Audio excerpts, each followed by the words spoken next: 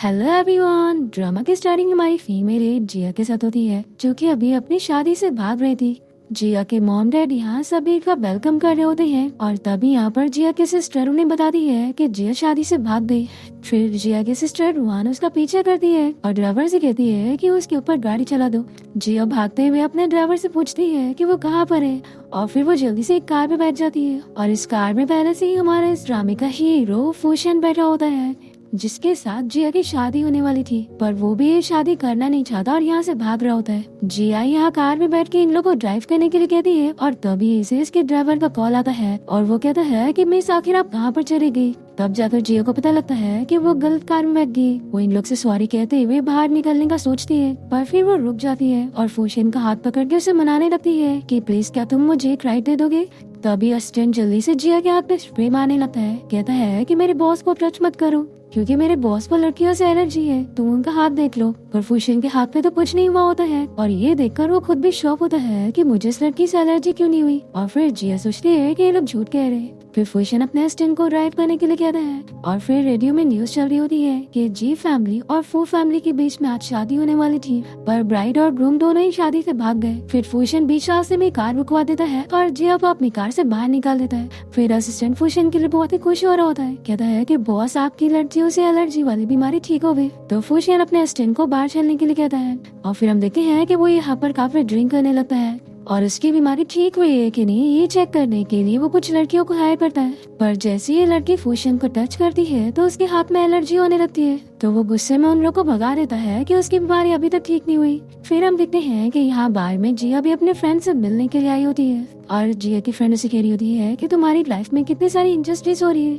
पहले इतनी young age में तुमने अपने डैड को खो दी और फिर तुम्हारी मॉम ने तुम्हें स्टडी के लिए अब्रॉड भेज दी और अब जब तुम फाइनली अब्रॉड से वापस आई हो तो तुम्हें पता लग रहा है कि तुम्हारे ग्रैंडपा अचानक से मर गए और तुम्हारी पूरी फैमिली एक मैस बन चुकी है। तो आखिर तुम अपनी सीईओ वाली आइडेंटिटी से सब कुछ ठीक क्यों नहीं करती। तो जिया कहती है कि अभी ये सही टाइम नहीं है, जब सही टाइम आ जाएगा तो मैं उन लोगों से अपना बदला ले लूंगी और वो सारी चीजें उनसे वापस लूंगी जो मेरी होनी चाहिए। उसकी फ्रेंड कहती है कि लेकिन जो तुम्हारी फू फैमिली के साथ अरेंज मैरिज फिक्स हो गई उसका क्या, तुम अभी तो भाग गई, दूसरी बार भी ऐसा कर लोगी। लेकिन बार बार तो ऐसा नहीं कर सकती ना। अब यहाँ जिया तो बहुत ही ज्यादा ड्रंक हो जाती है और अब से रोकर अपने फ्रेंड से कहती है कि तुम मेरे लिए एक मैन अरेंज कर दो। तो जिया की फ्रेंड उसे एक रूम का कार्ड देती है और कहती है कि अभी तुम चुपचाप जाकर सो जाओ। फिर हम देखते हैं कि जिया यहाँ नशे में अपना रूम नंबर ढूंढ रही होती है और वो गलती से दूसरे रूम में आ जाती है और ये रूम किसी और का नहीं बल्कि फूशन का होता है और वो यहाँ पर शावर ले रहा था। तभी इतने में जिया यहाँ पर आ जाती है और उसे देखकर सोचती है कि मेरी फ्रेंड लोलो कितनी अच्छी है, उसने मेरे लिए इतनी जल्दी एक रकम ढूंढ ली। और फिर हम देखते हैं कि फूशन और जिया यहाँ नाइट स्पेंड कर लेते हैं। नेक्स्ट मॉर्निंग जिया की नींद खुलती है तो वो बहुत ही शॉक होती है, पर फिर वो फूशन को टच करते हुए सोचती है कि ये है बहुत ही हैंडसम। फिर जिया को उसकी फ्रेंड का कॉल आने लगता है तो वो जल्दी से कॉल उठाकर यहाँ से भाग रही होती है और अपने फ्रेंड को थैंक यू बोल रही होती है कि उसने कितना अच्छा लड़का ढूंढी उसके लिए। तो उसकी फ्रेंड उसे बताती है कि उसने किसी को भी नहीं ढूंढी है। तब जाकर जिया को पता लगता है कि वो गलत रूम में आ गई। फिर यहाँ पर फूशन जाग जाता है और जिया से कहता है कि आखिर तुम कहाँ भाग रही हो। तो जिया इसे सॉरी कहती है और बताती है कि मैं गलत रूम में आ गई थी। फिर फूशन इसे अपने हाथ खोलने बोलता है जो कि इसने बेल्ट से बांध के रखी थी। फिर जिया काफी शर्माते हुए इसका हाथ खोल देती है और ये सोच रहा होता है कि आखिर मुझे इस लड़की से एलर्जी क्यों नहीं हो रही है। फिर यहाँ पर फूशन जिया से अपना शर्ट ले लेता है और वो इसे मेल मॉडल समझ रही होती है और पूछती है कि आखिर तुम कितनी फीस लोगे। तो फूशन इसे कहता है कि मुझे कोई फीस नहीं चाहिए, बल्कि मैं चाहता हूँ कि तुम मुझसे शादी करो। ये सुनकर जिया तो शॉक हो जाती है, पर फिर वो सोचने लगती है कि अपनी मॉम की अरेंज की हुई उस ओल्ड मैन फू से शादी करने से अच्छा है कि मैं इसी से शादी कर लूँ। तो जिया इसे हाँ तो कह देती है, लेकिन शर्त रखती है कि पहले हम कॉन्ट्रैक्ट साइन करेंगे। तो फूशन इसके लिए हाँ कहता है। फिर इसके बाद असिस्टेंट कॉन्ट्रैक्ट लेकर आ जाता है, पूछता है कि बॉस लेकिन आप किससे शादी करने वाले। तो जिया फूशन के पीछे से सामने आती है और रेस्टोरेंट इसे पहचान कर कहता है कि तुम तो वही लड़की हो ना जो अपनी शादी से भाग रही थी। फिर इसके बाद असिस्टेंट इन लोगों को कॉन्ट्रैक्ट के रूल समझा देता है कि इन लोग की कॉन्ट्रैक्ट मैरिज सिर्फ 3 महीने की रहेगी। जिया उस पर तुरंत ही साइन कर देती है और वो फूशन को रिमाइंडर भी देती है कि तुम मुझसे गलती से भी प्यार मत करना। तो वो भी कहता है कि मेरा भी यही सेम कहना है। और फिर इसके बाद दोनों ही कोर्ट जाकर अपना मैरिज सर्टिफिकेट लेकर बाहर निकलते हैं। तभी यहाँ पर जिया की मॉम आ जाती है और उसे चिल्लाने लगती है कि आखिर तुम्हारी हिम्मत कैसे हुई शादी से भागने की और किसी भी गरीब लड़के से शादी करने की। ऐसा बोलकर वो जिया को मारने जा रही होती है। तभी फूशन उनका हाथ पकड़ के रोक लेता है, कहता है कि आप मेरी वाइफ को नहीं मार सकती, ये देखकर जिया खुश होती है, सोचती है कि एक हस्बैंड होना अच्छा है। फिर जिया अपनी मॉम को अपना मैरिज सर्टिफिकेट दिखा देती है और कहती है कि अब मेरी शादी हो गई है, तो आप मुझे उस फू फैमिली के डिसेबल बंदे से शादी करने के लिए फोर्स नहीं कर सकती। फिर जिया के सिस्टर रुआन फूशन से कहने लगती है कि मेरी सिस्टर बहुत ही अनलकी है, इसकी वजह से इसके डैड और ग्रैंडपा मर गए, तो क्या तुम्हें डर नहीं है कि इसकी अनलक की वजह से तुम भी मर जाओगे। तो फूशन इसे सुनाता है कि अगर ये इतनी अनलकी है तो तुम क्यों जिंदा हो। ऐसा बोलकर वो जिया को यहाँ से लेकर चला जाता है और फिर हमें इन दोनों की बातों से पता चलता है कि असल में ये तो जिया की असली मॉम है ही नहीं। ये रुआन से कहती है कि तुम ही मेरी असली सगी बेटी हो और वो और जिया बस एक अनलकी लड़की है और हमें जल्द से जल्द उसकी शादी फू फैमिली में करवा देनी चाहिए, नहीं तो उसे मार देना चाहिए। फिर नेक्स्ट सीन में हम यहाँ फूशन के ग्रैंड पापा देखते हैं जो कि बहुत ही गुस्सा हो रहे होते हैं कि फूशन शादी से भाग गया। फूशन का भाई हान भी फूशन पे बहुत ही गुस्सा हो रहा होता है। तभी यहाँ पर फूशन आ जाता है और हान से कहता है कि आखिर मेरी शादी का तुमसे क्या लेना देना है। और फिर फूशन अपने ग्रैंडपा को बता देता है कि मैंने किसी और से शादी करी है। तो ग्रैंडपा उस पर गुस्सा करने लगती हैं कि आखिर उसकी हिम्मत भी कैसे हुई और फिर वो तुरंत ही उसे डिवोर्स लेने के लिए कहते हैं, पर फूशन नहीं मानता। कहता है कि अपना मैटर मैं खुद सॉल्व करूंगा और आपको मेरे मैटर में पढ़ने की बिल्कुल जरूरत नहीं है। और फिर फूशन ऐसे जाने लगता है तो हान कहता है कि आज मेरी ब्लैंकेट पार्टी में तुम जरूर आना। ग्रैंडपा चाहती है कि मैं दिंग शिंग कंपनी के सीईओ के साथ शादी करूं। तो फूशन इसे कांग्रेचुलेट करता है और यहाँ से जाने लगता है। फिर हम देखते हैं कि फू मैंशन के बाहर जिया की फेक मॉम उसे यहाँ पर लेकर आई होती है और उसे मारते हुए समझा रही होती है कि आज उसे मिस्टर फू से माफी मांगनी पड़ेगी जो वो शादी से भाग गई थी।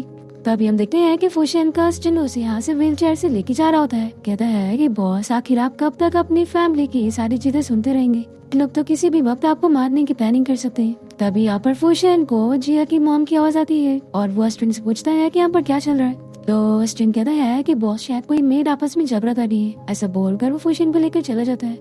अब तभी हाउसकीपर यहाँ पर आकर जिया की मॉम से पूछ लगता है कि आप लोग कौन है। तो ये बताती है कि मैं अपनी बेटी को मिस्टर फू से माफी मंगवाने के लिए लेकर आई हूँ। तो हाउसकीपर बताता है कि मिस्टर फू यहाँ से जा चुके हैं, तो आप लोग भी चले जाओ।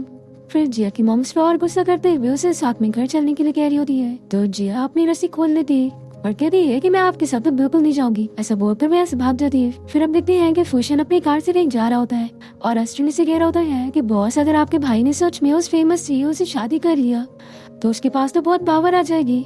तभी इतने में जिया कार के सामने आ जाती है और वो इन लोगों को कार रोकने की कहती है। फूशन इसे देखकर सोचता है कि आखिर ये फू मैंशन से कैसे बाहर आ रही है। फिर जिया जल्दी से फूशन की कार में बैठ जाती है और उसे कहती है कि हम फिर मिल गए और थैंक यू मुझे फिर से राइड देने के लिए। फिर फूशन जिया से पूछता है कि आखिर तुम फू मैंशन से कैसे बाहर आ रही हो। तो कहती है कि मैं वहाँ पर नैनी की जॉब करती हूँ। ये सुनकर ही शॉक होता है, सोचता है कि मैंने तो कभी नहीं सुना कि वहाँ पर कोई नैनी भी काम करती है। जिया कहती है कि मुझे बहुत ही मेहनत करनी पड़ती है, तो क्या तुम मुझे पालना चाहोगे। तो फूशन इससे अपना हाथ छुड़ाता है, कहता है कि बिल्कुल भी नहीं, मेरे पास पैसे नहीं है। तो जिया कहती है कि तुम इतनी लग्जरी कार में घूम रहे हो और कह रहे हो तुम्हारे पास पैसे नहीं है। तो फूशन इसे कहता है कि ये कार मेरे बॉस की है। तो जिया से पूछने लगती है कि तुम क्या काम करते हो। तो स्टिन जल्दी से कह देता है कि मेल मॉडल। तो जिया कहती है कि अच्छा, तो तुम्हें किसी रिच वुमन ने सपोर्ट किया हुआ है। तो फूशन इसे दूर करते हुए नहीं कहता है और फिर रेडियो की न्यूज चलने लगती है जिसमें बताया जा रहा होता है कि फू फैमिली के दोनों यंग मास्टर डिंगशन ग्रुप कंपनी की रखी हुई ब्लाइंडेड पार्टी में जाने वाले। फिर यहाँ पर फूशन जिया को अपने घर की चाबी दे देता है और कहता है कि आज मुझे डिंगशन ग्रुप कंपनी की पार्टी में जाना है, तो मैं तुम्हारे साथ घर नहीं जा पाऊंगा। जिया कहती है कि कितना बड़ा कोइंसिडेंस है, मैं भी उस पार्टी में जाने वाली हूँ। ये सुनकर फूशन शॉक होता है। जिया इसे बताती है कि अरे मैं वहाँ पर क्लीनिंग की जॉब करूंगी। तो फूशन इसकी बात पे ट्रस्ट कर लेता है। फिर इसके बाद हम देखते हैं कि फूशन और जिया दोनों ही पार्टी में पहुंच जाते हैं और मास्क पहन लेते हैं ताकि इन लोगों को कोई पहचान ना पाए। जिया की फ्रेंड ऐसे पूछती भी है कि ये मास्क पार्टी नहीं है तो तुम मास्क क्यों पहन रही हो। तो जिया कहती है कि तुम जानती हो ना कि अब मैं डिंगशन ग्रुप कंपनी के सीईओ हूँ, तो मुझे थोड़ा लो प्रोफाइल में रहना पड़ेगा। फिर जिया की फ्रेंड उसे कहती है कि वैसे मैंने सुनी हूँ कि आज फू फैमिली के दोनों यंग मास्टर यहाँ तुम्हारे साथ ब्लाइंड डेट के लिए आ रहे हैं, तो क्यों ना तुम दोनों पे डेट कर लो। जिया कहती है कि बिल्कुल भी नहीं, क्योंकि अब मैं मैरिड हूँ। अब तभी यहाँ पर फूशन आने वाला होता है और सभी लोग बातें करने लगते हैं कि आखिर फू फैमिली का यंग मास्टर कैसा दिखता है, उन सभी को देखना है। हम देखते हैं कि फूशन मास्क पहन के यहाँ व्हील चेयर से आता है और तभी जिया को किसी लड़की का धक्का लगता है और उसका कोई कार्ड नीचे गिर जाता है और फिर जिया जल्दी से अपने मास्क से अपना फेस कवर करके वॉशरूम चली जाती है और हम देखते हैं कि जिया का कार्ड उसकी सिस्टर रुआन उठा लेती है। फिर यहाँ पर हम देखते हैं कि फूशन अपने भाई हान से कहता है कि अब ये तुम्हारी ब्लाइंडेड पार्टी है तो तुम एंजॉय करो, मैं तुम्हारे बीच में नहीं आऊंगा। तो हान सोचता है कि बस एक बार मेरी दिंगशन ग्रुप कंपनी के सीईओ के साथ शादी हो जाए, फिर मैं इसे घर से निकलवा के रहूंगा। फिर हम देखते हैं कि जिया यहाँ वॉशरूम में अपना कपड़ा क्लीन कर रही होती है और तभी इसे किसी की आवाज आती है। एक्चुअली यहाँ पर एक लड़की काफी ड्रंक हो गई थी और यहाँ वो फूशिन की काफी क्लोज जा रही होती है और फूशिन उसे बचने की कोशिश कर रहा होता है क्योंकि उसे तो लड़कियों से एलर्जी है। तभी यहाँ पर जिया उसकी हेल्प करती है उस लड़की को दूर करने में, और क्योंकि उसने हाथ में ब्रश ली हुई थी तो फूशिन ये देखकर उसे कहता है कि टॉयलेट क्लीन करने के बाद घर जल्दी चले जाना। फूशिन के जाने के बाद जिया हंसने लगती है कि लकीली उसके हाथ में ब्रश था। फिर हम देखते हैं कि पार्टी स्टार्ट हो जाती है और स्टेज पर अनाउंस हो रहा होता है कि दिंगशन ग्रुप कंपनी के सीईओ यहाँ पर आए, पर कोई वहाँ पर जाता ही नहीं है। तो यहाँ पर रुआन को बहुत ही गुस्सा आती है। तभी उसके हाथ में वो कार्ड देखकर फूशिन का भाई हान उसके पास आ जाता है, कहता है कि तुम ही तो दिंगशन ग्रुप कंपनी की सीईओ हो। तो यार रुआन कहती है कि बिल्कुल भी नहीं, तुमने मुझे गलत समझा है। तो हान कहता है कि सभी को पता है कि सिर्फ दिंगशन ग्रुप कंपनी के पास ही अनलिमिटेड ब्लैक कार्ड है, तो तुम हमसे झूठ नहीं बोल सकती। रुआन सोचती है कि अगर मेरी शादी इस फू फैमिली के यंग मास्टर हान से हो जाए तो मेरी तो किस्मत बदल जाएगी, और अगर बाद में इसे पता भी लगता है कि मैं दिंगशन ग्रुप कंपनी के सीईओ नहीं हूँ तो ये कुछ कर भी नहीं सकता। फिर यहाँ पर रुआन प्रिटेंड करने लग जाती है और सभी से कहती है कि हाँ, दिंगशन ग्रुप कंपनी के सीईओ मैं ही हूँ।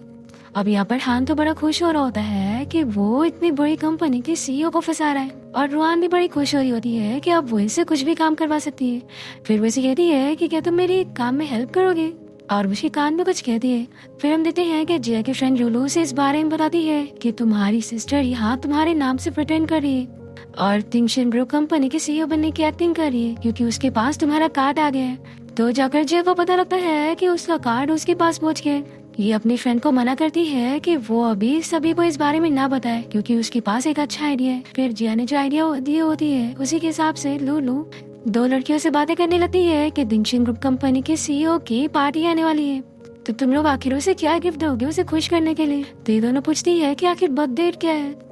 तो लुलू इन लोग को बर्थडे बताती है और हम देखते हैं कि रुआन ये सब सुन रही होती है और फिर ये खुद ही से समझने लगती है कि जरूर इस कार्ड का पासवर्ड उसका बर्थडे ही होगा। और ये देखकर जिया और उसके फ्रेंड दोनों खुश जाते हैं कि रुआन इन लोग के प्लान में फंस गई। और फिर लुलू इन दोनों लड़कियों को पैसे दे देती है क्योंकि ये इन लोग के साथ मिलकर एक्टिंग कर रही थी। फिर हम देखते हैं कि हान तो यहाँ पर रुआन के साथ ड्रिंक कर रहा होता है, सोचता है कि दिंगशन ग्रुप कंपनी के सीईओ कितनी बड़ी इडियट है जो मैंने इसे इतनी आसानी से फंसा दिया। तभी जिया यहाँ पर आकर रुआन से कहने लगती है कि क्या तुम सच में दिंगशन ग्रुप कंपनी के सीईओ हो या फिर एक्टिंग कर रही हो, क्योंकि मैंने तो सुनी हूँ कि उसे तो बहुत सारी चीजें आती है जैसे कि chess, painting, horse riding, calligraphy और भी बहुत सारी चीजें। मुझे तो नहीं लगता कि तुम्हें इनमें से एक भी आती होंगी। तो रुआन कहती है कि तुम होती कौन हो मुझे से एक बोलने वाली। तो जिया कहती है कि अगर तुम सच में रियल हो तो टेस्ट पास करके दिखाओ। तो रुआन इसके साथ कंपटीशन करने के लिए मान जाती है और सोचती है कि बस एक बार में ये कंपटीशन जीत गई तो कोई भी मुझ में शक नहीं करेगा और सब मान लेंगे कि मैं ही दिंगशन ग्रुप कंपनी के सीईओ हूँ। फिर इसके बाद हम देखते हैं कि रुआन और जिया के बीच में कंपटीशन स्टार्ट हो जाता है। रुआन सोचती है कि जो भी उसका अच्छा प्लान खराब करने की कोशिश करेगा वो उसे छोड़ेगी नहीं। फिर रुआन जानबूझ के इशारा करके जिया का मास्क निकालवा देती है और यहाँ पर फूशिन भी जिया को देख लेता है और सोचता है कि वो तो टॉयलेट क्लीन कर रही थी तो यहाँ पर क्या कर रही है। फिर रुआन जिया को समझाती है कि तुम अपना मुंह बंद रखना, मैं नहीं चाहती हूँ कि मेरा प्लान खराब हो और मैं फू फैमिली में शादी करूंगी। फिर यहाँ पर सभी जिया को क्लीनर समझ रहे होते हैं और हान यहाँ पर आकर इसे ड्रिंक सर्व करने के लिए कहता है। फिर हम देखते हैं कि जिया यहाँ ड्रिंक बना रही होती है और तभी इसके पीछे अचानक से फूशिन आ जाता है और जिया इसे देख के डर जाती है और इसके ऊपर गिर जाती है। फूशिन इसे पूछता है कि क्या तुम मुझे जानती हो। तो ये कहती है कि ऑफ कोर्स, तुम्हें कौन नहीं जानता है, तुम फू फैमिली के डिसेबल यंग मास्टर हो। लेकिन मैं तुम्हें बता दूं कि तुम मेरे बस एक्स फियांसी हो और अब मेरी शादी हो चुकी है, इसलिए मुझे परेशान मत करना। और फिर हम देखते हैं कि रुआन यहाँ पर कह रही होती है कि वो दिंगशन ग्रुप कंपनी के सीईओ है और उसके पास बहुत पैसा है, तो आज की वो सभी के ड्रिंक के पैसे खुद पे कर रही है और वो वेट्रेस को बुलाकर कार्ड स्वाइप करने के लिए कहती है। और ये देखकर जिया को बड़ी खुशी मिल रही होती है कि अब इसे सबक मिलेगा। फिर यहाँ पर वेट्रेस रुआन को बताती है कि कार्ड में तो बिल्कुल भी पैसे नहीं है। तो रुआन शॉक हो जाती है, कहती है कि मेरे पास तो बहुत सारे बिलियंस में पैसे थे, वो कहाँ गए। जिया ये सब देखकर हंसती है और फिर वो यहाँ होटल से बाहर आ जाती है और फिर वो फूशियन के साथ उसके घर आ जाती है और सोचती है कि क्या आज के मेल मॉडल इतने ज्यादा रिच हो चुके हैं जिसके पास इतना बड़ा मेंशन है। तो फूशियन इसे कहता है कि ये जगह मैंने रेंट पर लिया हूँ और वो कहता है कि चलो मैं तुम्हें सारे रूम दिखाता हूँ। फूशियन यहाँ जिया को बताता है कि वो ऊपर वाला तुम्हारा रूम होगा। तो जिया पूछती है कि क्या तुम मेरे साथ नहीं रहोगे। तो फूशियन इसे वॉल के पास करता है, कहता है कि मैं तो भूल ही गया था कि हमारी शादी हो चुकी है। तो ठीक है, अगर तुम्हें मेरे साथ रूम में रहना है तो कोई बात नहीं है। तो जिया कहती है कि ऐसा बिल्कुल भी नहीं है। तभी गलती से दोनों की किस हो जाती है। तो ठीक है, मैं अपने रूम में जा रही हूँ सोने के लिए, ऐसा बोलकर वो एक रूम में भाग जाती है और फूशियन उसे कह भी नहीं पाता है कि वो तो उसका रूम था। फिर हम देखते हैं कि जिया इस रूम को देखकर सोचती है कि कितना बोरिंग सा है। फिर वो शावर लेने के लिए वॉशरूम चली जाती है। जैसे फूशियन यहाँ पर आता है तो वो सोचता है कि वो कहाँ चली गई। तभी अचानक से जिया शावर लेकर बाहर निकलती है और वो फूशियन को देखकर जोर से चिल्लाती है और उसका टॉवेल भी गिर जाता है। तो फूशियन अपनी आंखें छुपाते हुए उसे उसका टॉवेल देता है और बताता है कि तुम्हारा पार्सल आया था और ये भी कि ये मेरा रूम है। तो जिया से कहती है कि तुम कैसे खोल दोगे, मेरी फ्रेंड ने मेरी नाइट ड्रेस भेजी होगी तो तुम निकाल दो, मैं पहनूंगी। तो फूशियन इस बॉक्स को खोलता है और देखकर काफी शॉक होता है और कहता है कि ये लो तुम खुद ही पहनो और मुझे जाने दो। फिर जिया भी इस ड्रेस को देखकर जोर से चिल्लाती है कि आखिर उसके फ्रेंड लूलू ने क्या भेज दी है। फिर हम देखते हैं कि जिया अपने फ्रेंड से बाहर मिलने जाती है और वो इसे कहती है कि मैंने तुम्हारे लिए कितनी मेहनत से उसे चूज करके सिलेक्ट करी थी, तो क्या तुमने उसे पहनी की नहीं। जिया कहती है कि बिल्कुल भी नहीं। फिर हम देखते हैं कि बार में फूशियन और उसका फ्रेंड भी आए होते हैं और जिया की फ्रेंड और फूशियन का फ्रेंड दोनों ही इन लोग का मास्क निकाल देते हैं और कहने लगते हैं कि आज का बिल तुम भरोगी। तभी यहाँ पर फूशियन और जिया एक दूसरे को देख लेते हैं और फूशियन जिया को कॉल करता है और जिया से कहता है कि यहाँ पर आके बैठो, मेरे साथ डिनर करो। फिर जिया जल्दी से अपनी फ्रेंड को मास्क दे देती है और कहती है कि मेरा हस्बैंड यहाँ पर आया है तो मैं वहाँ पे जा रही हूँ। और यहाँ पर फूशियन भी अपने फ्रेंड को मास्क देकर उसे कहीं और बैठने के लिए कह देता है। फिर जिया और फूशियन साथ में बैठकर बातें करने लगते हैं और फूशियन कहता है कि तुमने वो वाली ड्रेस पहनी नहीं। तभी इतने में एक लड़की वाइन में ड्रग मिला देती है और फूशियन से पूछने लगती है कि क्या तुम मेरे साथ ड्रिंक करना चाहोगे। तो फूशियन इसे साफ मना कर देता है और जिया का हाथ पकड़ के कहता है कि मेरे पास मेरी वाइफ मेरे साथ में। फिर जिया कहती है कि सॉरी, एक्चुअली मेरे वाइफ को लड़कियों से एलर्जी है। तो ये लड़की गुस्से में फूशियन का मजाक उड़ाने लगती है। जिया को बहुत ही गुस्सा आता है तो ये इसके हाथ से ड्रिंक लेकर खुद ही पी लेती है और कहती है कि अब तुम खुश हो गई हो तो यहाँ से जा सकते हो। फिर इसके बाद हम देखते हैं कि जिया तो काफी ड्रिंक हो जाती है और फिर कार से जाते फूशियन को हर टाइम चपकी रहती है और वो बेचारे से दूर भी नहीं कर पाता। फिर वो इसे रूम में लाके लेटा देता है पर जिया इसका हाथ पकड़ लेती है और कहती है कि तुम कहाँ पर जा रहे हो। तो ये बोलता है कि मैं अपने रूम में जा रहा हूँ। फिर फूशियन के अपने रूम में जाते ही जिया भी उसके पीछे पीछे जाती है और उसी के साथ उसी के बेड पे सो जाती है। फिर नेक्स्ट दिन देखते हैं कि फूशियन अपने असिस्टेंट के साथ दिंगशन ग्रुप कंपनी के बाहर आ जाता है और अपने असिस्टेंट से कहता है कि इस कंपनी की फीमेल सीईओ ने हमारे कंपनी के कितने प्रोजेक्ट छीन चुकी है तो मुझे आज उससे मिलकर रहना है। और दूसरी तरफ जिया को सभी एम्प्लॉइज बर्थडे विश कर रहे होते हैं और बता रहे होते हैं कि शेयर होल्डर्स की तरफ से उसके लिए क्या क्या गिफ्ट आए। फिर हम देखते हैं कि फूशियन जैसे यहाँ कंपनी में आता है तो वो यहाँ पर जिया को देखकर शॉक होता है और जैसे जिया इसे देख लेती है तो सभी एम्प्लॉइज को यहाँ से जाने के लिए कहती है और फिर जल्दी से क्लीनिंग करने की एक्टिंग करने लगती है। और फूशियन से पूछता है कि तुम यहाँ पर भी क्लीनिंग की जॉब करती हो। तो जिया कहती है कि हाँ, मैं बहुत सारी जॉब्स करती हूँ। तो फूशियन पूछता है कि वैसे कंपनी के सीईओ कहाँ पर है। तो ये जल्दी से बहाना करती है, कहती है कि मैं वॉशरूम क्लीन करने जा रही हूँ, ऐसे बोलकर भाग जाती है। और फिर जिया यहाँ वॉशरूम में आकर सोचती है कि आखिर फूशियन इस कंपनी में आकर क्या कर रहा है। तभी हम देखते हैं कि इसकी सिस्टर रुआन यहाँ पर आई होती है और इसकी फ्रेंड कह रही होती है कि मुझे कभी नहीं पता चला कि तुम दिंगशन ग्रुप कंपनी की सीईओ हो। तो रुआन कहती है कि मैं हमेशा लो प्रोफाइल रखना पसंद करती हूँ ना, इसलिए। तभी इतने में रुआन यहाँ जिया से टकरा जाती है और कहती है कि क्या तुम इस कंपनी में क्लीनिंग की जॉब करती हो। तो जिया इसकी बातों को इग्नोर करती है तो रुआन इसे यहाँ से जाने नहीं देती और कहती है कि अगर तुम्हें यहाँ से जाना है तो मेरे पैरों के नीचे से जाना पड़ेगा। तो जिया इसके पैर पे मारती है और कहती है कि फेक कहीं की। तो रुआन कहती है कि मैं इस कंपनी की सीईओ हूँ और अब मैं तुम्हें छोड़ूंगी नहीं। तो जिया कहती है कि तुम्हारे बोलने से तुम इस कंपनी के सीईओ बन नहीं जाओगी और वैसे अगर तुम ऐसा कह रही हो तो मैं तुम्हें बता दूं कि इस कंपनी के सीईओ मैम है। ये सुनकर रुआन और उसकी फ्रेंड इसके ऊपर हंसने लगते हैं और रुआन कहती है कि तुम अपने आप को समझती क्या हो और वैसे तुम हमेशा से जानना चाहती थी ना कि तुम्हारे डैड और तुम्हारे ग्रैंडपा को किसने मारा। तो मैं तुम्हें बता दूं कि इसके पीछे मेरा ही आता है। तो जिया शॉक हो जाती है और कहती है कि यानी सच में तुमने मेरे डैड और ग्रैंडपा को मारा है। तो रुआन कहती है कि मैं तुम्हें छोड़ूंगी नहीं और तुम्हारी मॉम को भी सबक सिखाऊंगी। तो रुआन अपनी दोनों चेहरियों से जिया को पकड़ लेती है और कहती है कि अच्छा तो तुम लाइफ के बदले लाइफ लोगी, लेकिन तुम्हारे पास तो मेरे खिलाफ कोई एविडेंस नहीं है क्योंकि तुम्हारी मॉम तो मेरी फैमिली के साइड है और आज मैं तुम्हें भी मान के तुम्हें तुम्हारे डैड के पास पहुंचा दूंगी। ऐसा बोलकर ये इसके सर पे डंडा मार लेती है और फिर जिया बेहोश हो जाती है। तो ये सभी डरने लगते हैं कि रुआन ने इसे मार दी। तो ये इन लोग को चिल्लाती है और कहती है कि तुम लोग चुप हो जाओ, मैं इतने बड़े कंपनी की सीईओ हूँ, तो क्या मैं किसी को मार नहीं सकती? चलो मेरी हेल्प करो इसकी बॉडी को यहाँ से हटाने के लिए। और फिर हम देखते हैं कि रुआन इन दोनों की मदद से जिया की बॉडी को अपनी कार में डलवाती है और कहती है कि अगर तुम लोगों ने इस बारे में किसी को भी बताया ना तो तुम्हारे डैड की कंपनी गई। ऐसे बोलकर वो कार में बैठ के यहाँ से जिया को लेके जा रही होती है। और तभी हम देखते हैं कि फुशियन इसे देख लेता है और उसे कुछ शक हो जाता है। फिर वो इन लोग की कार का पीछा करता है और फिर रुआन यहाँ एक जगह कार रोक कर जिया की बॉडी को यहीं पर ही फेंक कर चली जाती है।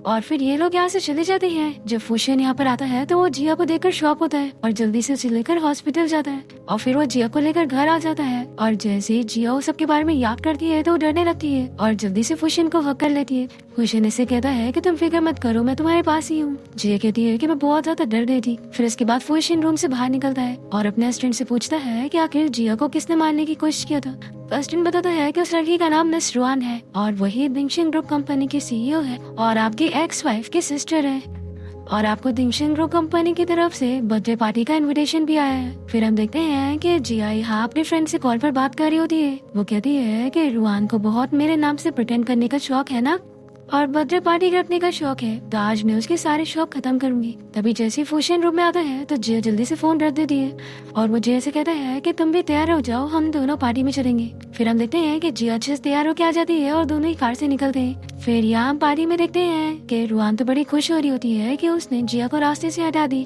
तभी अचानक से वो जिया को देखकर शॉक हो जाती है और कहती है कि तुम तो मर गई थी ना, आखिर तुम यहाँ पर क्या कर रही हो? तो जिया इसे दूर करती है और कहती है कि मैं यहाँ पर तुमसे बदला लेने आई हूँ। तो रुआन की दोनों फ्रेंड कहने लगती है कि आखिर तुम अपने आप को समझते क्या हो? रुआन इस कंपनी की सीईओ है और मैं इसकी कंपनी की बहुत बड़ी शेयर होल्डर बनने वाली हूँ। तो जिया कहती है कि आखिर मेरी कंपनी की शेयर होल्डर बनने का राइट मैंने तुम्हें कब दी? तो इसके ऊपर रुआन हंसने लगती है और कहती है कि आखिर तुम इसे अपनी कंपनी कैसे कह सकती हो? दिन में सपना देखना बंद करो। तो जिया कहती है कि दिन में सपने तो तुम देख रही हो। तो यहाँ पर रुआन को गुस्सा आता है। वो कहती है कि मुझे तुम्हें पूरी तरीके से मार देना चाहिए था। जिया कहती है कि तुमने जो करी हो ना उसकी सजा तो तुम्हें मिलेगी। रुआन कहती है कि तुम मेरा कुछ नहीं बिगाड़ सकती। हाँ मैंने खून करी तो क्या हुआ, देखो फिर भी मुझे इतने सारे लोग पसंद कर रहे हैं। क्यों? क्योंकि मैं इस शहर की सबसे रिचेस्ट पर्सन हूँ। और फिर रुआन की दोनों चेलियां यहाँ जिया को पकड़ लेती है और ये लोग इसका नेकलेस देकर कहती है कि ये नेकलेस तो मेरे डैड ने दिंगशन ग्रुप कंपनी के सीईओ के लिए खरीदा था, आखिर ये इसके पास कैसे? रुआन ही तुम हमसे झूठ तो नहीं बोल रही थी कि तुम कंपनी के सीईओ हो, बल्कि ऐसा ही नहीं। फिर रुआन तो बहुत ही ज्यादा डर रही होती है और तभी यहाँ पर सेक्रेटरी गार्ड आ जाता है और जिया उसे ऑर्डर दे रही है कि इन लोग को यहाँ से लेकर जाओ, ये यहाँ पर मेरे नाम से प्रिटेंड कर रही है। फिर रुआन चिल्लाने लगती है कि ये नेकलेस फेक है और तुम भी फेक हो और ये मेरी बर्थडे पार्टी है, तुम यहाँ से निकल जाओ। तभी हम देखते हैं कि फुशियन अपने असिस्टेंट के साथ यहाँ पर आकर ये सब देख रहा होता है।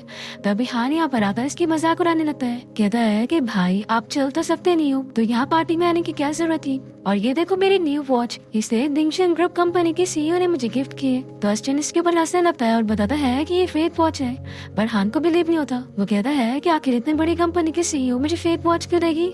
फिर हान यहाँ पर आकर रुआन से पूछने लगता है कि तुमने मुझे फेक वॉच क्यों दी है? तो जिया से कहती है कि वो इसलिए क्योंकि दिंगशन ग्रुप कंपनी के सीईओ है ही नहीं। तो हान को यकीन नहीं आ रहा होता है। वो जिया से कहता है कि तुम एक क्लीनर हो के दिंगशन ग्रुप कंपनी के सीईओ के बारे में ऐसा कैसे कह सकती हो? तभी यहाँ पर शेयर होल्डर आ जाते हैं और हान से कहते हैं कि तुम पागल हो गए हो, जिससे तुम क्लीनर कह रहे हो कोई और नहीं बल्कि दिंगशन ग्रुप कंपनी के सीईओ है। और फिर शेयर होल्डर जिया से पूछने लगते हैं कि उन्होंने जो उसके लिए नेकलेस दिए थे वो उसे पसंद आया कि नहीं। तभी शेयर होल्डर की बेटी आके बताती है कि डैड आपका दिया हुआ नेकलेस टूट गया। तो शेयर होल्डर पूछते हैं कि आखिर ऐसे कैसे हो गया? तो ये बताती है कि रुआन हमारे सामने दिंगशन ग्रुप कंपनी के सीईओ बनने का प्रिटेंड कर रही थी और उसी ने ही नेकलेस तोड़ी है। फिर ये जानने के बाद ये लोग रुआन को चिल्लाते हैं कि आखिर वो ऐसे प्रिटेंड कैसे कर सकती है। फिर हान भी इसे एक स्लैप लगाता है और जिया भी इससे अपना बदला लेते हुए कहती है कि मैं तुम्हें बोली थी ना कि मैं तुम्हें नील डाउन करवाऊंगी। तो रुआन से कहती है कि तुम्हारे डैड तो वैसे भी मर चुके हैं, तो आखिर तुम मेरे साथ ऐसा क्यों कर रही हो? हम लोग फैमिली है ना। जय कहती है कि बिल्कुल भी नहीं, मैं तुम्हें आज वो सारी तकलीफें दूंगी जो मेरे डैड ने मरते वक्त सहे थे। तभी मौका देकर रुआन चाकू लेकर जिया को मारने की कोशिश करती है, पर तभी जल्दी से यहाँ पर फुशियन आ जाता है और उसकी जगह चोट उसे लग जाती है और वो जिया को बचा लेता है। और जिया को बहुत ही बुरा लगता है कि उसकी वजह से मिस्टर फू को चोट आ गई है। तभी यहाँ पर हान फुशियन को चिल्लाने लगता है कि तुम्हारी हिम्मत कैसे हुई दिंगशन ग्रुप कंपनी के सीईओ को सेड्यूस करने की? तुम्हारे पास तो पहले से ही वाइफ है ना। और फिर ये फुशियन को मारने जा रहा होता है तो रुआन इसका हाथ पकड़ के मोड़ देती है। वे कहते हैं कि मैं इस फेक लड़की की बातों में आ गया था और मुझे पता ही नहीं था कि दिंगची ग्रुप कंपनी की सीईओ तुम हो। पर जियास की कोई बकवास नहीं सुनती और इसका हाथ मोड़ के नीचे गिरा देती है और फिर ये रुआन से कहती है कि मैं तुम्हें 3 दिन का टाइम दे रही हूँ, मुझे मेरा नेकलेस वापस चाहिए, वो भी एकदम सही सलामत। ऐसा बोलकर वो यहाँ से जा ही रही होती है कि तभी यहाँ पर फूशन इसे कहता है कि तुम्हारी वजह से मुझे चोट लगी है तो तुम्हें मुझे मेडिसिन लगाना चाहिए और बैंडेज करना चाहिए। तो जिया मान जाती है और फूशन के साथ कार में आके बैठती है और वो सोचता है कि इसे एक्टिंग करने का बहुत शौक है तो चलो मैं भी इसके साथ एक्ट करता हूँ। और फिर ये अपने कपड़े उतारने लगता है तो जिया अपने मुंह छुपा रही होती है और कहती है कि तुम ये क्या कर रहे हो, मैं पहले से ही मैरिड हूँ। और वो सोचती है कि कहीं ये बंदा अभी भी मुझे शादी करने के लिए पीछे तो नहीं पड़ेगा। फुशिन कहता है कि मेरा कोई और मतलब नहीं है, बस तुम्हारी वजह से मुझे चोट लगी तो जल्दी से मेडिसिन लगाओ। फिर जिया इसे मेडिसिन लगा देती है और फुशिन इसे देख ही जा रहा होता है। तो जिया कहती है कि देखो मैं तुम्हें फिर से बता दूं कि मैं सच में मैरिड हूँ, इसलिए अब मैं तुमसे शादी बिल्कुल नहीं कर सकती। तो फुशिन कहता है कि तुम भी ज्यादा ही सोच रही हो, मेरी भी अब शादी हो चुकी है। तो जिया कहती है कि फिर तो अच्छी बात है, अब हमें एक दूसरे से दोबारा कभी नहीं मिलना चाहिए। ऐसा बोलकर वो कार से निकल के चली जाती है। फिर अस्टिन या फुशिन से कहने लगता है कि बॉस आज तो आपको पता लगा कि दिंगशन ग्रुप कंपनी के सीईओ कोई और नहीं बल्कि आपकी वाइफ है। फिर नेक्स्ट मॉर्निंग हम देखते हैं कि फुशिन ब्रेकफास्ट बनाने के बाद जिया को उसके रूम में उठाने के लिए आता है और फिर जिया अपनी स्कूटी से ऑफिस जाने के लिए निकल जाती है। और फुशिन अपने अस्टिन से पूछता है कि उसने उसकी एक्स वाइफ के साथ अपॉइंटमेंट फिक्स किया कि नहीं।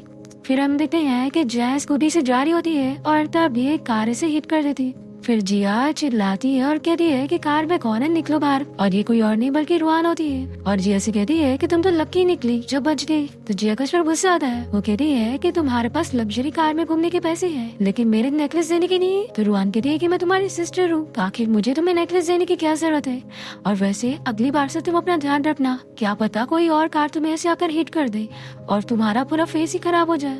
ऐसे बोलकर ये इसे मारने की कोशिश कर रही होती है तो जिया इसका हाथ पकड़ के मोड़ती है और तुरंत ही फुशिन को कॉल करके कहती है कि मेरा कार एक्सीडेंट हो गया है, जल्दी से यहाँ पर आ जाओ।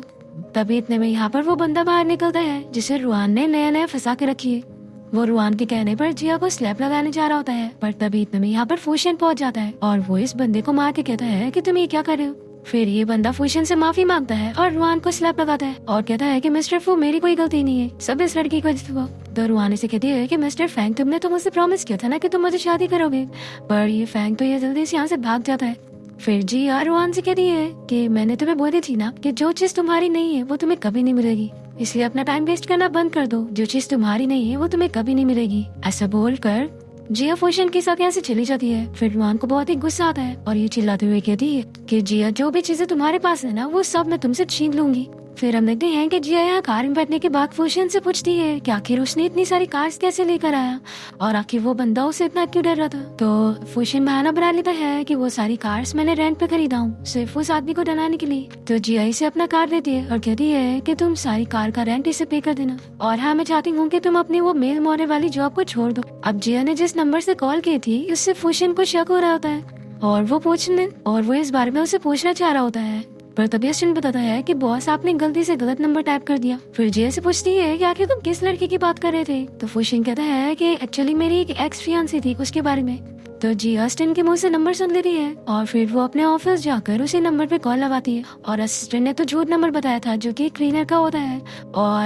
और जिया उस लेडी की आवाज सुनकर सोचती है कि क्या फुशिन का किसी मिडिल एज वुमेन के साथ अफेयर चल रहा है, अगर ऐसा हुआ तो मैं उससे डिवोर्स ले लूंगी। अब तभी यहाँ पर हान आ जाता है और वो जिया से कहता है कि मेरे ग्रैंडपा ने हाथ मुझे तुम्हारे साथ दाएं गेट पर भेजा है। तो जिया से कहती है कि मुझे तुमसे कोई बात नहीं करनी, यहाँ से निकलो। पर ये तो यहाँ से जाने के रेडी नहीं होता और इसे कॉफी देने लगता है पर जिया इसकी लाइफ में कॉफी नहीं पीती है क्योंकि उसमें तो ड्रग मिला हुआ था। तो हान को बहुत ही गुस्सा आता है और ये जिया को हैरेस करने की कोशिश करता है और तभी इतने में यहाँ पर अस्टिन ना कर इसे चिल्लाने लगता है और कहता है कि तुम ये क्या कर रहे हो। तो हान कहता है कि तुम अपना बाहर जाओ और मेरे बैटर पे मत पड़ो। पर तभी जिया जल्दी से इसका हाथ पकड़ के मोड़ देती है और इसे नीचे गिरा देती है और फिर जिया तो इसे ऐसा मारती है कि वो बेहोश हो जाता है और अस्टिन ये देखकर बड़ा खुश होने लगता है और तभी यहाँ पर फुशिन आकर कहता है कि मेरी वाइफ तो सबसे बेस्ट है।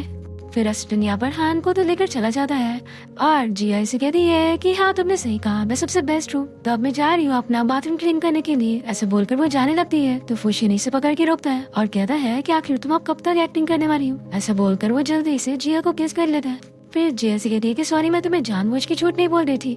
वे कहता है कि तुम डर रही थी मैं तुम्हारा पैसा ले लूंगा। तो जिया कहती है कि बिल्कुल भी नहीं, तो फुशियन इसका कार्ड वापस करता है और अपना भी कार्ड लेता है और कहता है कि तुम्हें जो खर्चा करना है तुम मेरे कार्ड से करना। फिर जिया से पूछती है कि क्या तुम्हारी फियांसी एक मिडिल एज वुमेन है? मैंने एक्चुअली में उसे कॉल करी थी। तो फुशियन कहता है कि रुको, मैं तुम्हारे सामने उसे कॉल करके सब चीजें अच्छे से एक्सप्लेन कर देता हूँ। फिर फुशियन भी उसी नंबर पे कॉल करता है जो कि उसी क्लीनर का होता है। वो कहता है कि मैं तुमसे शादी नहीं करूंगा, मेरी वाइफ नहीं तो नाराज हो जाएगी।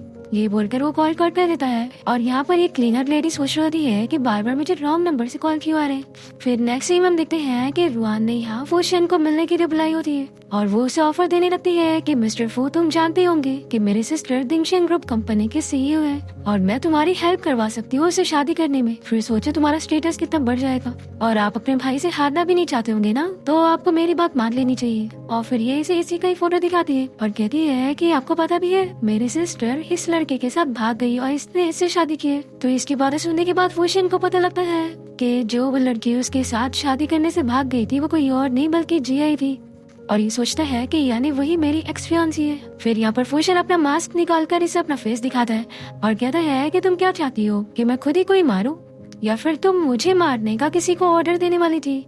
या फिर रुआन तो शॉक हो जाती है और कहती है कि तुम ही जिया के हस्बैंड हो और यानी मिस्टर फू तुम खड़े भी हो सकते हो। तो रुआन से कहती है कि तुम मेरा कुछ नहीं बिगाड़ सकते। तभी यहाँ पर फुशियन का गार्ड आकर रुआन को पकड़ लेता है। तो रुआन से माफी मांगने लगती है, कहती है कि प्लीज मुझे छोड़ दो।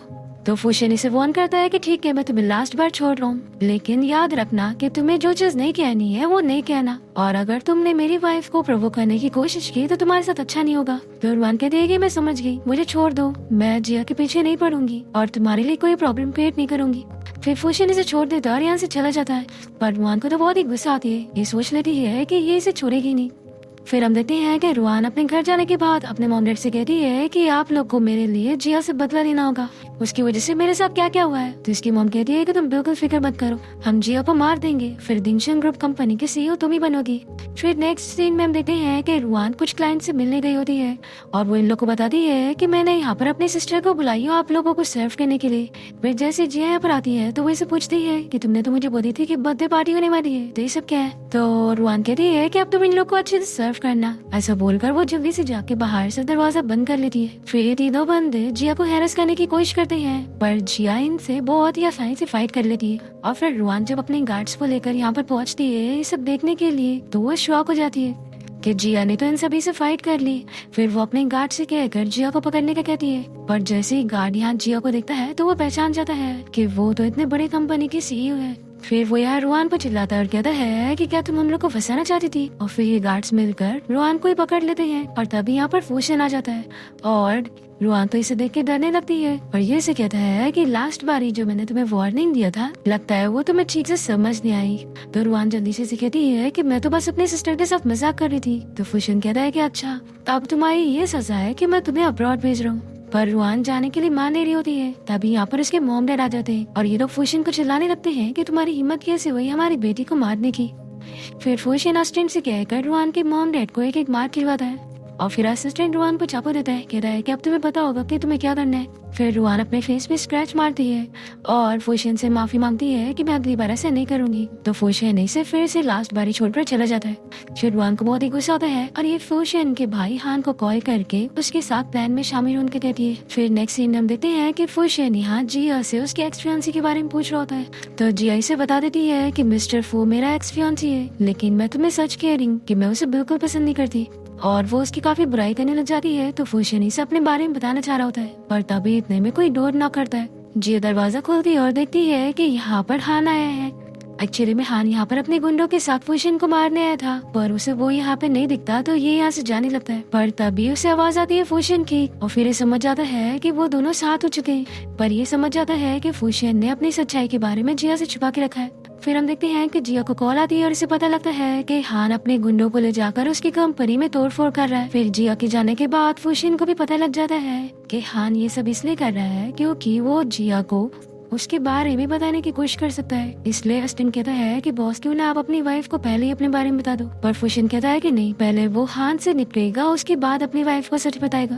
दूसरी तरफ जिया अपनी कंपनी में जाकर हान को चिल्ला रही होती है कि आखिर तुम ये सब क्या कर रहे हो। पर हान यहाँ से जा चुका होता है और इसके एम्प्लॉइज से बताते हैं कि हान ने धमकी देकर गया है कि वो जल्द से जल्द अपने हस्बैंड से डिवोर्स ले ले। नेक्स्ट सीन में हम देखते हैं कि हान ग्रैंडपा से कह रहा होता है कि आप बिल्कुल फिक्र मत करो, मैं एफयू ग्रुप कंपनी के साथ कॉन्ट्रैक्ट करके रहूंगा। तभी यहाँ पर फूशन आ जाता है और कहता है कि ग्रैंडपा इसने आपको बताया नहीं ना कि इसने दिंगशन ग्रुप कंपनी के सीईओ के साथ पंगा ले लिया है। तो हान कहता है कि ग्रैंडपा ये झूठ बोल रहा है और मैं आपको अभी एक सच बताता हूँ कि ये चल सकता है और बस डिसेबल होने की एक्टिंग कर रहा है, लेकिन आज मैं इसका ये झूठ सच करने वाला हूँ। और फिर हान फूशन के पैर पे मारने वाला होता है, पर तभी इतने में फूशन को प्रोटेक्ट करने के लिए उसके गार्ड्स पहुंच जाते हैं और वो लोग बताते हैं कि फूशन एफयू ग्रुप कंपनी का सीईओ है। ये जानकर तो ग्रैंडपा भी शॉक हो जाते हैं। हम देखते हैं कि फूशन के पास एक जेड पेंडेंट होता है जो कि वो बताता है कि उसे एक ओल्ड मैन ने दिए थे मरने से पहले।